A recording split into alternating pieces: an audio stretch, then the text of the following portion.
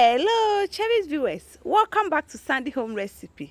Mama call about Sandy Home Recipe. Send the dikan I'll share a video. Remember to subscribe. Now I share. Now I like it. No me a notification bell no. Say the video be a better one Sabeka. To my returning subscribers, thank you so much for your support. May the good Lord bless you all. And they are garden tour. Ewa me garden. Your first one here okro plant. E demu huni na ye okro plant. Fi wono ni aba pepper plant nti de mu hu ni nyina eye pepper aha no astart eden so ama enyi a wopese woti a obetimi ate ayusu aha so ye maize plant eno so start eden enyi ye maize plant no ni aba ye garden egg plant eti de mu hu nyina na ye garden egg Africa garden egg ebi eden astart so efi garden egg ni aba basil leaf nti de mu hu ni nyina eye bia eno so aduta ma ese metete yefi oni aba tomatoes plant nti de mu hu ni nyina tomatoes plant ebi so asate eden ebre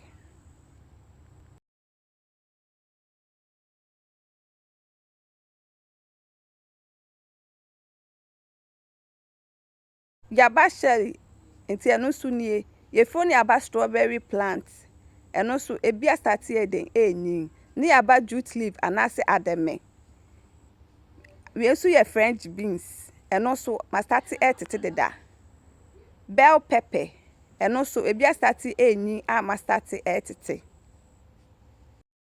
efi bell pepper no so ni aba ye yam plant eno so start eden enyi fefefe yefi eno so ni aba sweet potato yefi sweet potato no so ni aba cocoyam plant nti de mu hu ni nyina eno so edu time esese metete ahaban no.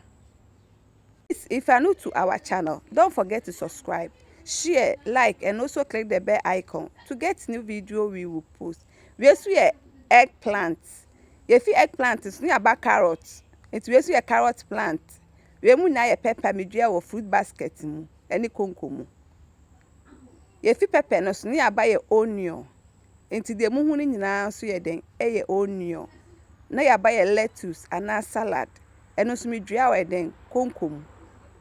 Se wuni asase obetimi adua woni e ma ne wo food basket anase ikonkomu we su ye spinach eno so medua wo food basket mu we no so ye ravanilla astati eden eba ama ma start etutu. This is our vegetable garden tour. Please like this video and subscribe to our channel. Thank you so much for watching.